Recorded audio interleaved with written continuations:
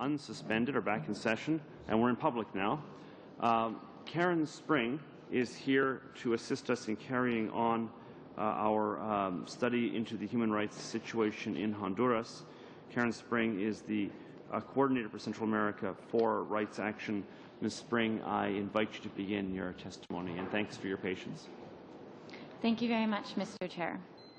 And thank you very much for inviting me to speak before you today. As was mentioned, my name is Karen Spring, and I lived and worked in Honduras for 3 years with the non-government organization called Rights Action, which is a non-government organization based from the United States and Canada. I'm returning to Honduras in May to continue my work and to conduct my thesis research as a Master's in Public Health graduate student. As has been mentioned by many speakers that have spoken to you, the human rights situation in Honduras has significantly deteriorated since the coup d'etat on June 28, 2009. Honduras is known as the murder capital of the world because it is the country with the highest amount of homicides. That's 91 people per 100,000. And the coup, in many ways, is not surprising for people that have worked for a long time in human rights. The Truth Commission, which you've heard about, the Alternative Truth Commission that wasn't conducted by the President Lobo government, does the first 60 pages of that report outlines the historical role that the military and state forces have played in Honduras and their relationship with the economic and political interests of approximately 10 families that have dominated the political and economic environment in Honduras for many decades. At any point in time in the history of Honduras, any attempts to challenge those interests have historically been suppressed by the military and state forces. This is a little bit of an oversimplification, but for matters of time, I'm just going to leave it at that.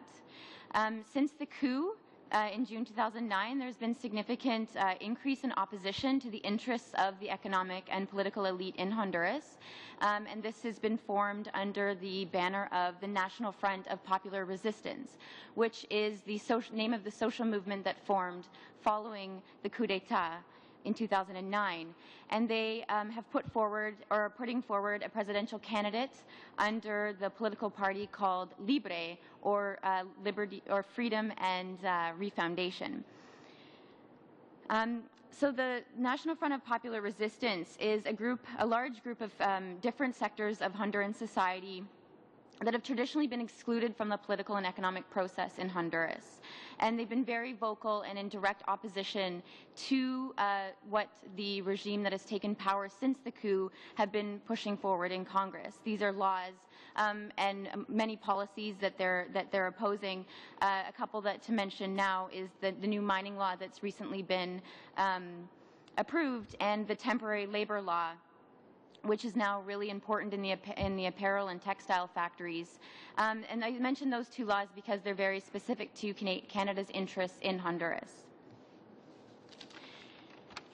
Since the coup, one of the leading human rights organizations named COFADE, which stands for the Committee of the Relatives of the Detained and Disappeared, have received many formal human rights complaints and testimonies of human rights violations. COFADE, this organization, has played a really important role since the coup, because what has happened since the coup is a complete breakdown and lack of trust that has developed between Honduran society and many state institutions, including the judiciary and the police and the military. And this is one of the reasons this mistrust that many human rights groups have refused for a long period of time to recognize the government that is now in power, as well as participate in the Truth Commission, the Truth and Reconciliation Commission that took place after the coup d'etat. This human rights organization, COFADE, has documented over 206 politically motivated assassinations of members of the National Front of Popular Resistance, or the social movement that was formed after the coup, in the last 3 years. This 206 assassinations doesn't include the 96 peasant farmers in the Iguan Valley in the northern part of Honduras that have been assassinated as well in the last 3 years due to a significant land conflict that is against 3 wealthy landowners and thousands of peasant farmer families. Kofade attributes some of these assassinations, these 206 assassinations, to the reemergence of death squads. And death squads are groups of often masked or heavily armed individuals that are linked and coordinate with state security forces that carry out very targeted killings, torture, and kidnapping of targeted individuals. Kofade has noted that the similarities between these death squads that are ongoing and currently in operation in Honduras with those of the 1980s. And they've noted that many of the same people that are involved in the military and police and state institutions currently are the same individuals that were part of the military and state forces in the 1980s. An example of this is the current director of the National Police. His name is Juan Carlos Bonilla, so he's head of the National Police. And the former head of internal affairs of the National Police, someone who worked inside the structures of the police in Honduras, has formally and publicly accused the national director of the police of participating in death squads against youth and so-called gang members in the early 2000s. This is just one example of many people that are still involved, that have been involved previously and are still involved in the military and police forces in Honduras. So within this context, there's a significant amount of insecurity, fear, and violence, something that the committee has already heard a lot about. And there's human rights violations that are ongoing and that haven't stopped since the coup. And this is the context to which Canada is considering entering the country and beginning, well, Canada's already present there, but signing a free trade agreement with this country. And I'm particularly concerned about this because of the human rights violations being committed by the security forces, as I've noted. Canada is actively funding the police and security forces in Honduras. And an example of this is in the last draft of the mining law, the Honduran mining law that I saw, the Canadian mining companies that are operating in Honduras are required to pay 2% of the value of their exports to the police as part of a security tax that has now been created since the coup. Another example of how we're funding the police and these ongoing human rights violations is the senior vice president of corporate affairs of Gildan mentioned to the committee last week that Gildan itself is providing money to the police force in the communities in which they operate. Now that I've talked a little bit about context, I'm going to talk a little bit more about my research in Honduras as a graduate student. I'm conducting research on occupational health in sweatshop or textile factories, and I'm specifically working with women that work in these factories. I'm working alongside a women's human rights group that is based in Choloma, which is a city where Gildan, that is a Canadian company, has a few of its factories. The human rights group that I'm working with has documented serious occupational and labor conditions and horrible labor conditions to which these women are working in. The most concerning that I have noted in my own work is the way that work shifts in these factories are set up. And in Gildan's factories, for example, women are required to work, they have a work shift that's 4 by 4. And what this means is women work 4 days on and then they have 4 days off.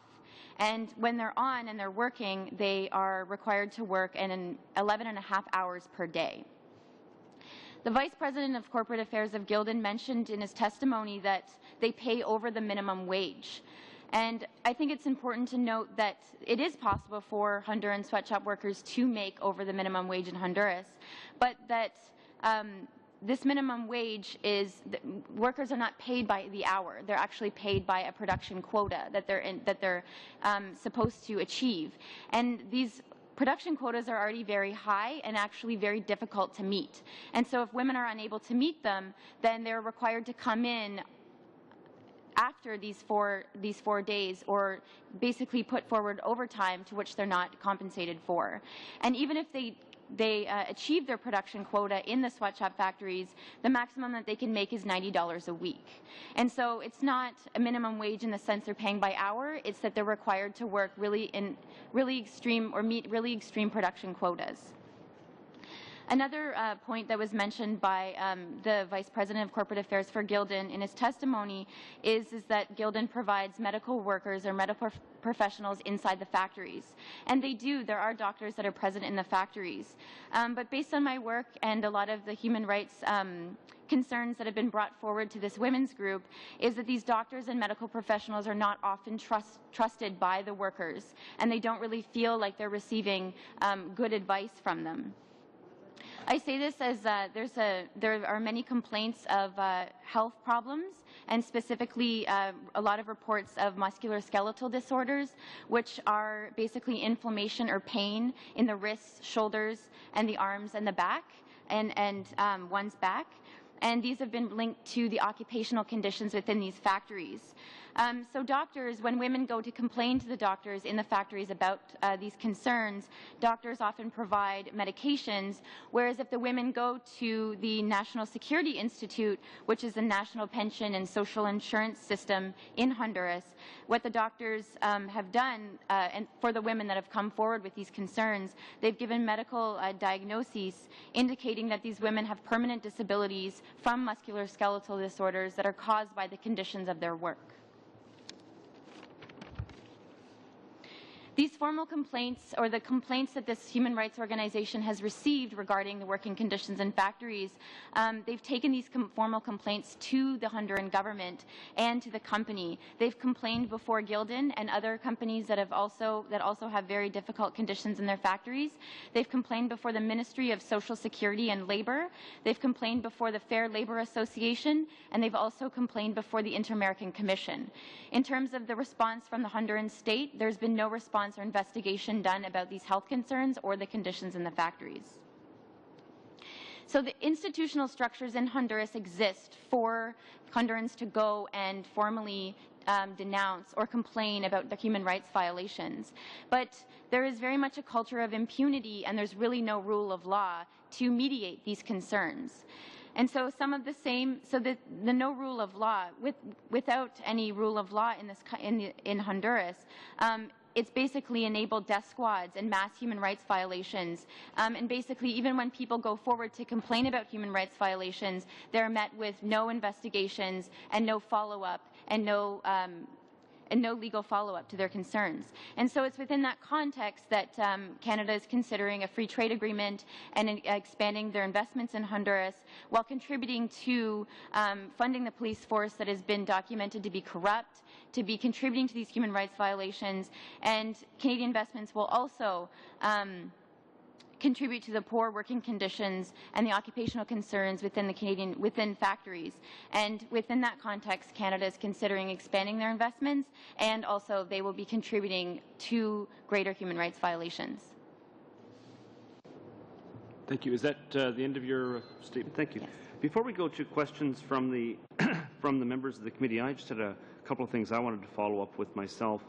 The law regarding policing and requiring that 2% of mine revenues be put towards the police force, would you be able to draw to the attention, I realize you can't do it right now, but to the attention of our analysts and therefore the rest of the committee, what that law is, so we can actually find the law and look at it? That would be very helpful to us getting a better understanding of that. That's the first thing.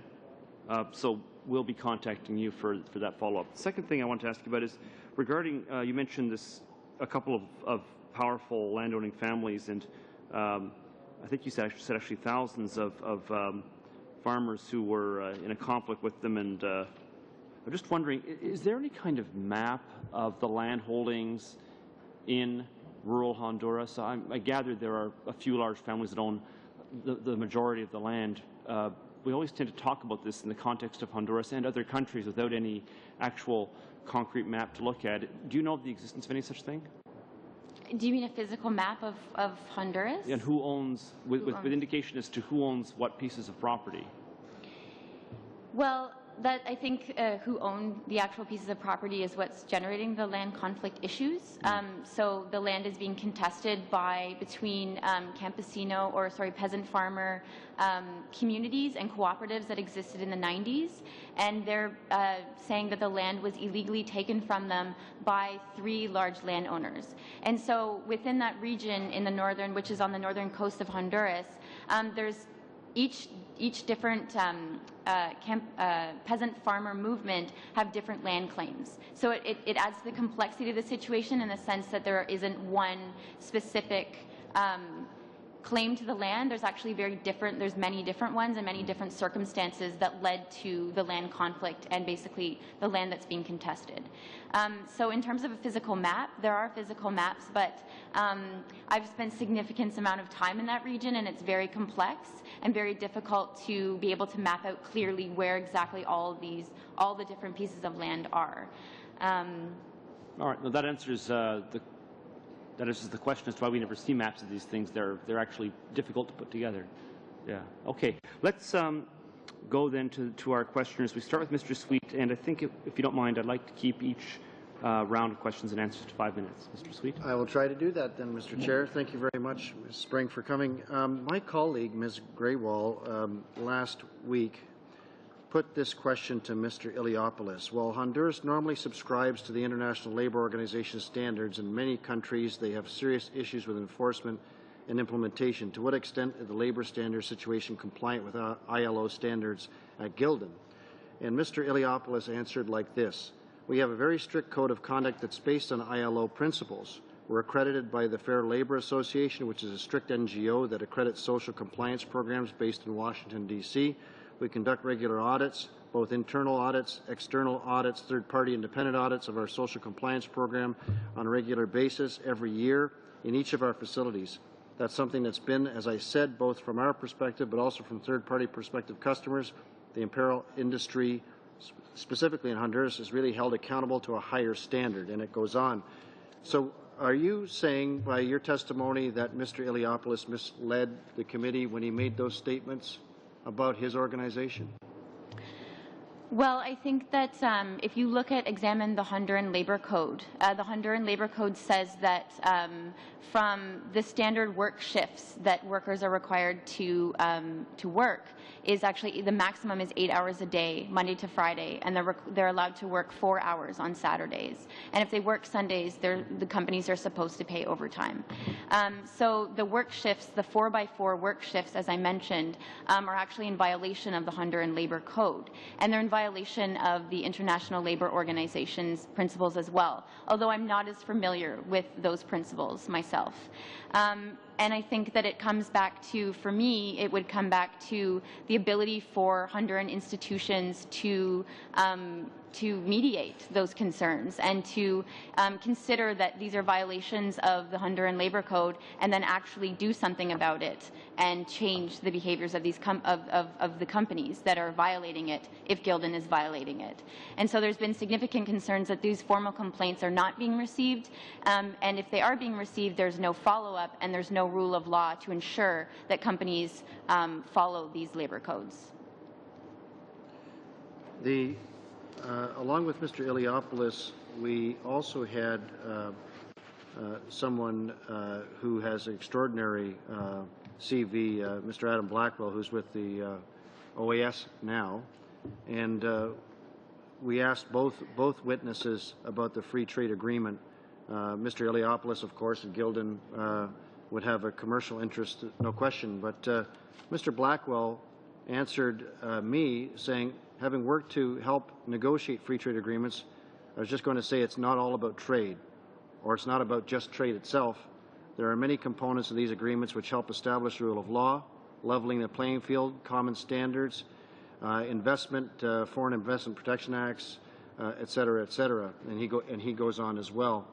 So, but you have a problem with the free trade agreement. Why would that be when Adam Blackwell would be in favor of it, because it would actually enhance security? Well, I'm not sure how it would necessarily enhance security. I think that what has happened is since the coup, the levels of homicides have skyrocketed. So I'm not entirely sure how or why Canadian companies would want to be in an environment where, in the murder capital of the world, basically doing business. I don't think that going into or signing a free trade agreement with a country with such dramatic and high levels of human rights violations is the answer to remedying the human rights situation. I think that there needs to be some sort of standard or ability to mediate these concerns prior to signing any free trade agreement with Honduras, so that there is actually engagement with Honduran society, and that's not happening at all. Like when human rights violations are committed and Honduran and people from Honduras go to the state institutions to say my rights are being violated, my work shifts are violating the Honduran labor code, there's actually no process to follow up with that.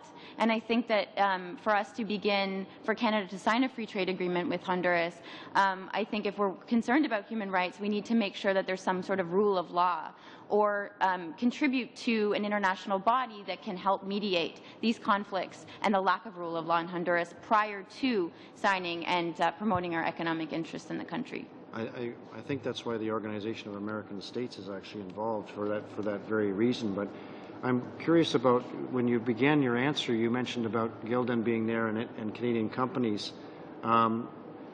It sounded to us like it was a pretty good news story that they were actually providing 20,000 jobs to people who, in an economy like Honduras, wouldn't have that much access to employment. But now you're saying Canadian companies shouldn't be there at all. Well, at the women's group that I work with, what they say is they welcome employment, actually. But they ask for employment with dignity, and that's sort of like what their response is. They're asking for employment where they're able to go and formally complain about their concerns and be received, and that be mediated, and that hasn't happened at all because there is no rule of law in Honduras. And so for me, I mean, these women want jobs, but they want jobs that where they can go and there's some sort of remedy to their situation, to their health problems, and to the poor working conditions. So are they complaining to the labor organizations or to the government when you say that their complaints are being... I should apologize. You're actually over. Okay. Sweet. Mr. Marsden, please. Well, thank you, and I want to welcome our guest here today. It's certainly appreciated. You're right, and Mr. Sweet is right in the testimony from Gildan that he's read back here. But just for an example, the Fair Labor Association that's supposedly giving them such high marks is pretty much like-minded corporations that have band together, similar to ILO, International Labor Organizations, but it's almost like the fox judging the chickens or going after the chickens while they're judging them. And so it's really concerning. From a philosophical point of view, and when we get into the free trade agreement, and the OAS, Mr. Blackwell was talking about, if there was a free trade agreement, it would benefit the people there. One of the problems we in the official opposition have had with the trade agreements that have been signed so far by this government is the fact that they haven't included human rights and they haven't included labor rights in the body of the agreement. They're side agreements and they're not enforceable in law, and there's no sense of accountability. If we're going to go into trade in a legislated way, we have to have enforceable human rights standards in there to ensure. I'll give you an example. You may well be aware of this. Mexico has some of the best environmental laws on earth, except they don't enforce them. We have a situation in this country where it's very clear that anybody that stands up to this government in any way is putting their life at risk. You've said it yourself. It's the murder capital of the world. So I'd like you to expand a little bit more, particularly in the case of Gildan, in the case of the situation as it's perceived there as of Canadian companies. Now, Canadian extractive companies in some parts of the world are being questioned about the working with the death squads or the paramilitaries, and in some cases hiring paramilitaries as their security. So if you could comment on that aspect of the relationship of Canadian companies, I'd appreciate it.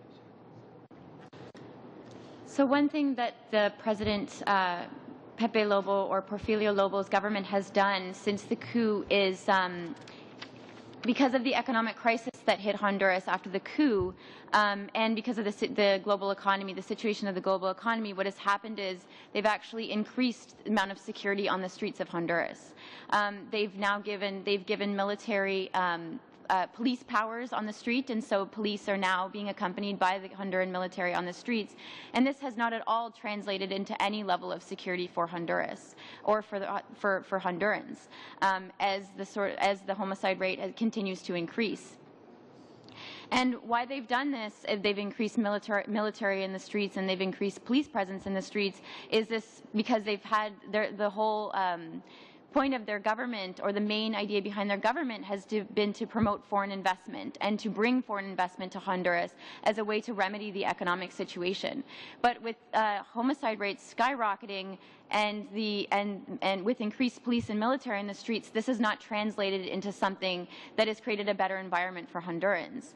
And so when companies come in, and I've worked extensively in areas where there's been extractive industry, mining affected communities, the communities in the Iguan Valley that are struggling for land, and with women sweatshop workers, is that they have a lot of complaints about these companies, and they're within this environment of so much insecurity and violence, and they completely mistrust all the institutions that are there to protect them, that there's just no way that they are able to, there's no way for them to get out of or to go and complain about their issues. And that's my biggest sort of main point that I want to make, is that there cannot be more investment until there's a functioning justice system and there's a rule of law. Well, I agree. Mr. Chair, I'd like to read into the record just a little bit, a few of the members of the Board of Directors of Fair Labor Association: Russell Brands, Fruit of the Loom, New Balance, Hanes Brands, Adidas Group, a majority of them, and we'll provide to the clerk a copy of the full board so that the members can see it. But as I was indicating before, they're like-minded people in the sense that they work in the textile industry and the footwear industry, which are organizations which have been around the world, have had significant problems, without getting into any particular one. I guess the question is, where this is a committee of the Parliament of Canada, what do you see the most important role that this committee can provide in relation to Canada's relationship with Honduras? Just before I answer that question, I forgot to mention about the Fair Labor Association. The women that work in Gildan's factories, or that have formally gone and complained about the conditions, they've complained before the Fair Labor Association, and the Fair Labor Association, in response to the complaint, went and they did an analysis of the program that Greg Gildan has in place for their labor conditions. But there was no engagement with the workers in any way. Workers were not involved in that evaluation at all. And so in February of this year, the human rights organization that represents the workers formally complained about how the Fair Labor Association had done their evaluation and had come to their results about what was going on in the factories. In terms of your question, I think that at this moment in time in Honduras, the elections are approaching in November, and I think that things are going to get dramatically worse between now and then because of the polarization of Honduran society, and because of the significant social movement that are proposing a candidate for elections or for the presidency. And so what Canada, I think, needs to do is they need to absolutely stop funding the police and any state forces. And Canadian companies are actively, as we speak, funding the police, that are known by, and that were mentioned by Mr. Blackwell, and by almost everyone that's spoken in front of the committee, that this police force and military force are committing a lot of human rights violations, and that's the very reason why they're doing a security reform. So Canada absolutely has to stop funding a state institution that is committing these violations. Another thing that I think that would be important for Canada is to push for in Honduras is some sort of independent international body that can help mediate these concerns and sort of push forward investigations of some of the really key human rights cases. And I just want to draw on, I think that the Truth Commission put forward that they should have a presence of an office of the High Commissioner of the United Nations. And in response to the Truth Commission, they have put a representative from the office of the High Commissioner, but just a representative. It's not an office, and they have a very limited mandate, and they're not able to do many things. And so what I would propose Canada work towards is something like they have in Guatemala, which is, it's called CICIG, or the Commission, International Commission for Impunity in Guatemala. And this is a special prosecutor that's an international body that has the ability to investigate crimes. And I think that they've had a lot of successes in Guatemala. It's not a perfect process, but it's some way that there can be some monitoring of what is happening in the in investigations and in the judiciary. Going to have to be a little more ruthless in enforcing the time. Our first 5 minutes was 6, and our second one was 7 3/4. So we'll go back to 5. No, it was answers that wound up making them long, but oh, you're welcome. It was unintentional in both cases. Ms. Graywall, you're next. Thank you, Chair, and thank you, Ms. Spring, for your time and your presentation.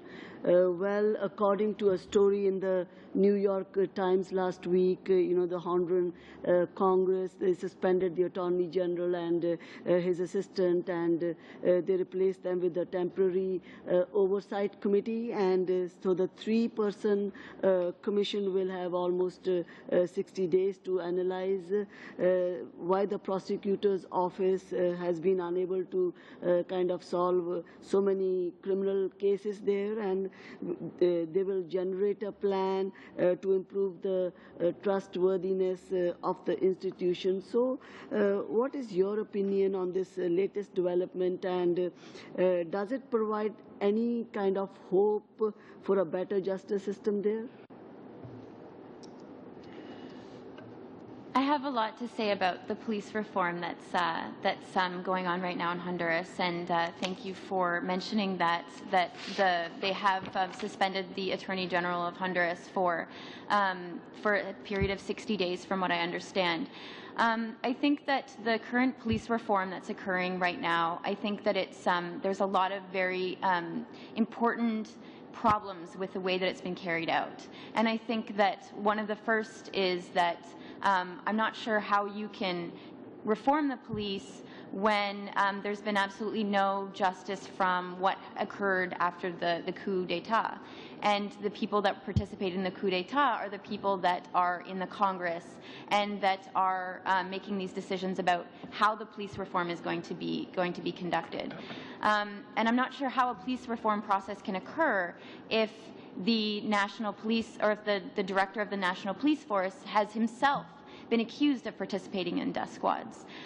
So I'm not optimistic about it achieving any significant change. I think what it'll do is that it may remove a couple of low-level police officers that have been involved in human rights violations, but I don't think in any way it addresses the root or the intellectual authors and the systematic issue that really needs to be conducted, or the systematic cleansing of the police that needs to occur. And not just the police, but the people that are making these decisions about who are carrying out these reforms. And so I'm not optimistic that it will lead to any good results in terms of lowering the levels of violence and insecurity in Honduras. I think what has to occur is we need an independent international body to intervene and not leave these decisions up to the same people that were responsible for the coup and, a lot of the ongoing problems in Honduras.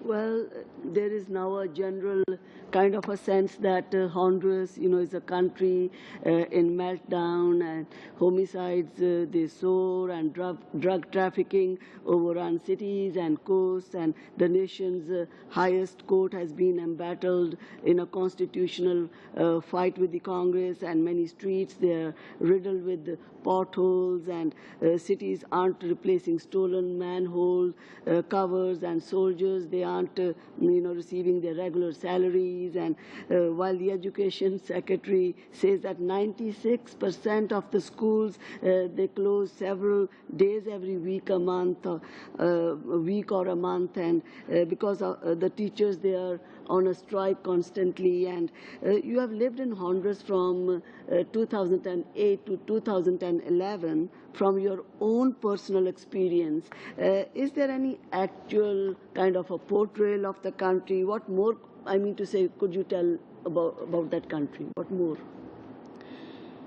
So I lived in Honduras from 2009, roughly 1 month after the military coup, up until 2011, and I've returned frequently since then. So I'm very familiar with sort of what's been happening with the teacher strikes and some of these, and I've noticed myself in the time that I've spent there the increasing level of insecurity in the country.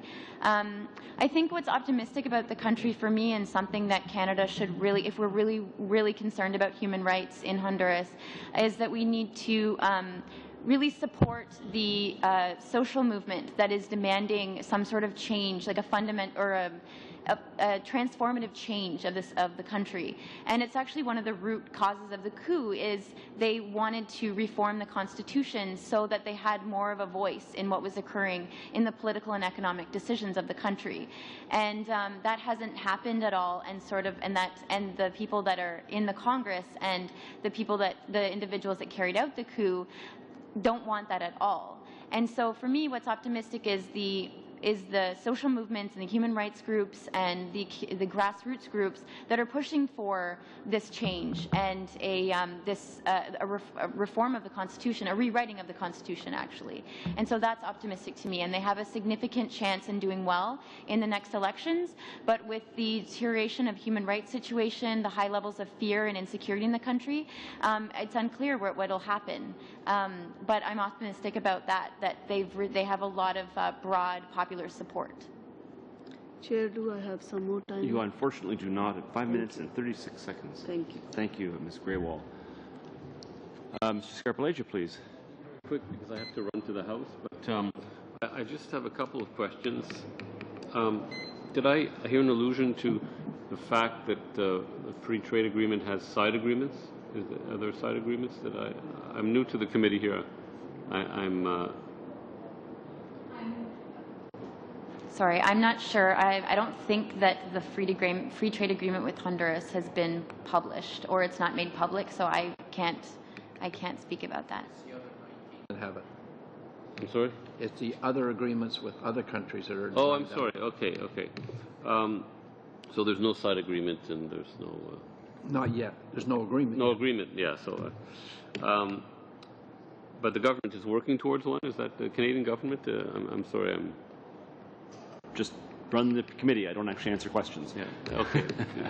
Are there negotiations? Did I understand that there were negotiations? The subject of free trade came up with what I understand is that there have not been any discussions about Canada's record since the coup of talking about human rights violations has been very disappointing. Yeah. They've made very few statements about human rights, and as far as I know, and I don't have access to the negotiation process at all, there has been, based on the very little mention of human rights in general, I don't believe there's any consideration of human rights issues in the free trade agreement. I don't know if. Yeah, please, Mr. Chair. Do that. I don't answer questions, but our analysts do, and I was given some information by our analyst. Thank you, Erin. She pointed out that there was a press release put out from Foreign Affairs and International Trade, which says the following. On August 12, 2011, Prime Minister Harper announced the conclusion of negotiations towards a Canada-Honduras free trade agreement. The agreement, along with parallel agreements on labor and environmental cooperation, so I guess those are the side agreements you're referring to, will now undergo a legal review, after which it can be formally signed. That I was going to make, Mr. Chair, is that document has not been made public. The agreement. Yeah, they made the announcement. Yeah. Okay, got it. Okay, so that clarifies things. Thank you. But there's no. We don't know if there's side agreements in this, or there were. Sorry, there were. Yeah, you're right. Sorry, I'm sorry about that, Wayne. Yes, that's very interesting. So I'm just wondering about the work you're doing. So you are doing research for a thesis. Is that? So my previous work in Honduras has been working with human rights organizations throughout the country and grassroots social movements. But now I'm returning in May, where I will stay for the rest of the year to carry out my thesis research. Thank you very much. How many families would you say you have? Like there's like an oligarchy in Honduras, and just a small number of families own just about own large swaths of land. Is that how it is? Yeah, there's a very small number of families. I guess a small country, so it would be a small number of families. So I think it's an oversimplification, but if I had to say, approximately how many, I'd say there's about 10 families that own probably roughly 90% of the country's wealth, and they're heavily represented in the Congress, in the legal system, in all parts of Honduran society, and I think that's why the many human rights groups that I've worked with are demanding a change in the Constitution. They want more say in this in these political and economic decisions. And you say there are some land holdings that are being contested. Are they being contested? How does that work in court? Like they're not really structured that way for that kind of thing, or? So there's no, there are, courts and there are institutions, but they're not responsive to people that are denouncing these violations. In the case of the Iguan Valley in Honduras, thousands of peasant farmer families are contesting the land owned by 3 wealthy individuals. One of them is probably one of the richest men in Honduras. But they're doing it through an institution, or is it just a protest? No, they're doing it by occupying the land because all legal... I mean, there have been lawyers that have taken cases to the courts. There's one lawyer that was killed September of last year. His name is Antonio Trejo. He was a lawyer that represented the peasant farmer movement, and he was successful in pushing the cases through the Honduran courts, and he was assassinated for it. Thank you so much. I have to go to the House, Chair. Sorry. Mr. Scarpellegia, you are unique among our questioners in having kept to your time limit, so thank you. Oh, you kept to the time limit, so I'm just expressing my appreciation. Pleasure. Mr. Schellenberger. Thank you. Thank you, Ms. Spring, for being here today. We all know that the rule of law or lack thereof seems to add to poverty. You say we should not support the police who are somewhat corrupt. So are you suggesting that possibly there could possibly be an uprising before the election this November? What do you mean by uprising? Those people that you're talking about that are not happy with the government and feel the police are corrupt. Are those people going to, is there going to be an uprising? Are they going to go through a parliament, or are they through a democratic election, or will they try to do something else before? Well, I think the people that have been left out of this process have been, I guess, uprising or protesting publicly a lot since the coup. Immediately after the coup, this group of people, which is a significant number of the Honduran population, were in the streets protesting for over 150 days. So in a way, they're already protesting a lot. With regards to the election, they do have the social movement does have a political party that is running and has a significant chance of winning. My concern in terms of human rights, as a human rights worker, would be that I'm not sure what kind of democratic elections can happen with such a high level of insecurity and with the amounts of political assassinations that are occurring that are very targeted. I'm not saying that I don't think that police can possibly be a solution to the issue. I think that the way that the police are right now in Honduras, and this is noted by people, human rights or Honduran state officials, that the police are very corrupt, completely infiltrated by organized crime, and so there can really be no level of security as long as the police are like that. So I have hopes for the elections, but I really question. I mean, I would say that the elections are already being affected because of the high levels of insecurity in Honduras. Okay, you made mention about the working conditions in some of these factories. What is the unemployment rate in Honduras? I am not sure. Quite high? I imagine quite high, yes. Will we be talking 40%? I'm not entirely sure of the actual data, but it's a significant amount. So the jobs that are being offered there are looked on to be good for those people? Forgetting about maybe have to work an extra couple hours? I would say that, of course, I think all humans need a job and an employment, and they need some sort of income to feed their family. I think what the problem that arises is the poor working conditions, and that they're basically sacrificing their life and their health in order to make ends meet. And I don't think that that's a form of helping an impoverished country economically develop. I think that we could do better than that.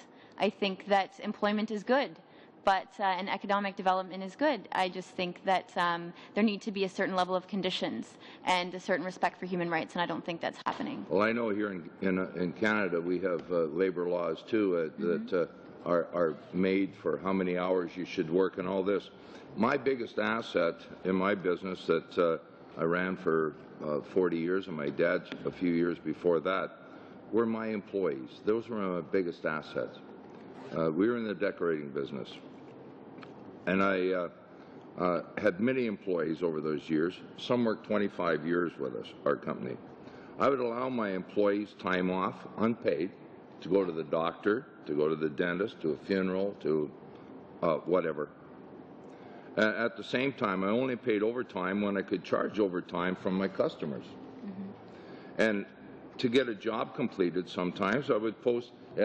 We would work maybe 50 or 60 hours that week to get the job done. But anything over 40 hours, I posted on the wall. And if someone then only worked 38 hours the next week, they would get a full pay. I didn't necessarily go by the rules either.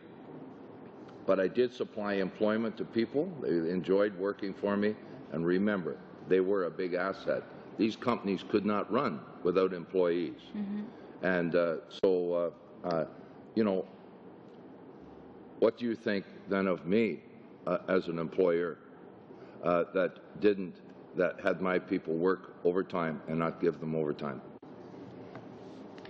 Well, I think talking about jobs and employment and working conditions in Canada to me, there's a big difference in how complaints from employees are handled. And I think that that's fundamentally the biggest issue for me, is that if there are concerns of labor issues, there's a reasonably, a functioning justice system in Canada that can mediate those concerns if there is a conflict between an employer and an employee. And so my main point is that there needs to be a functioning justice system and functioning state institutions in order to receive complaints if they occur, if employees don't like that they're working overtime. And so without that, I don't think that we can begin having a discussion about comparing it to Canada in a way.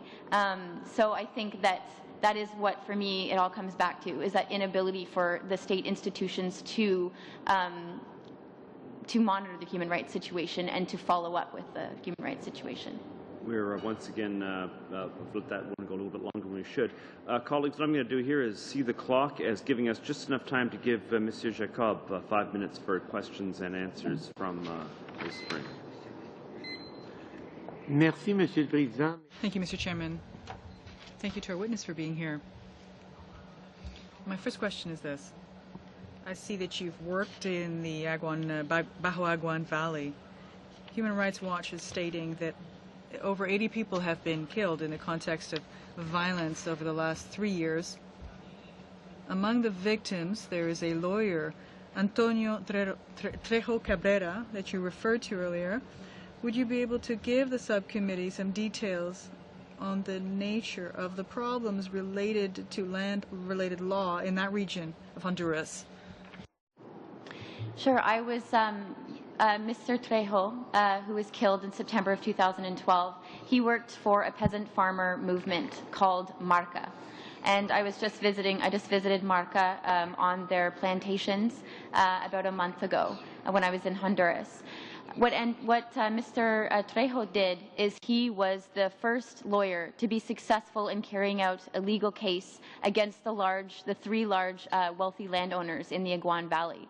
And for that, he lost his life, but he won the case for the peasant farmer movement. There's been no investigation into his death. And his family members that have been very public in demanding justice. His brother was actually just assassinated in February of this year. And so there is an investigation into his brother's death. But it's from what I've heard from human rights organizations and from the peasant farmer movement, it's a very manipulated investigation, and it's not in any way a fair investigation that is occurring. And so the movement, Antonio Trejo, the lawyer, he also was really important on challenging other laws that are important that also touch on Canadian interests. He put forward an injunction against the Model City law that Canadians have been involved in, which I hope the committee will review at some point. And so the movement that he represented is now without legal representation. They have lost their lawyer that has a lot of documentation and a lot of knowledge about the situation. And so they are without legal representation. They are basically awaiting evictions again. And so they're in the same state that they were. Even though the court has ruled in their favor, nothing has happened. Merci. Thank you. I think I have a bit of time left. If I understand correctly, there's been no independent investigation, impartial investigation on the recent assassination of Antonio Trejo Cabrera, a lawyer defending peasant groups in land conflicts. What about Manuel Diaz Mazariegos, a public prosecutor in Choluteca working on human rights cases? Does the same thing apply? I'm not entirely familiar with that case because I haven't worked in that region as extensively as I have in the Aguan Valley. So I'm not entirely sure if there have been investigations started. But once again, I would be more doubtful than. I would be more likely to say that I would question that whether an investigation is occurring because of the lack of investigative abilities and rule of law. Dernière question. Final question. I think I have time. Rights Action criticized the charter cities concept developed by Paul Romer, a university professor. Perhaps you could explain to the subcommittee what exactly these are and what these cities are and what effect they have on citizens, on human rights, the creation of these quote-unquote charter cities in Honduras. The Charter City project was something that the current government approved, and they want to create basically nations within the territory, within Honduran territory, and they have allocated 3 different locations within Honduras that could potentially be the location of model cities or charter cities. There are, in the one area where, in all the areas where the model cities are proposed, there are significant land issues that are that have been going on for decades. And the most significant is the area in the Aguan Valley. That area has also been allocated for a potential model city, and it's also the area where there's a huge Canadian investment in tourism, and a couple of Canadian investments in tourism, actually. And so the model cities were originally declared unconstitutional by the Supreme Court, and then in late December and January of this year, the judges that declared it unconstitutional were removed from their positions, and they reapproved the law. And so I mean, there's been significant amount of protest against the model cities, once again, because the communities that are living where these charter cities will be built are being excluded from any sort of dialogue, transparency, accountability within the project. The very person that is sort of the main person that proposed the project, Dr. Paul Romer, an American economist, has since pulled out of that process with the complaints that there is no accountability and transparency in the process that the Honduran government has followed. And so it's raised a significant amount of controversy in Honduras, and but they've reapproved the legislation. So in the coming months, something could happen with the charter cities. Merci beaucoup. Merci, Monsieur. Thank you very much. Thank you, Mr. Chairman. Thank you to you, Mr. Jacob. Members for allowing me to see the clock flexibly in order to allow our witness to complete her testimony and answer all questions. Thank you to you, Ms. Spring, first of all, for accommodating the time considerations which we imposed on you unilaterally, and secondly, for your fulsome testimony. It's very much appreciated. If you don't mind, it would be very helpful to us if you could follow up on that one matter we discussed earlier, just getting additional information to us. That will help us to have fuller information as we attempt to complete our hearings. Thank you very much. Thank you. Colleagues, we are adjourned.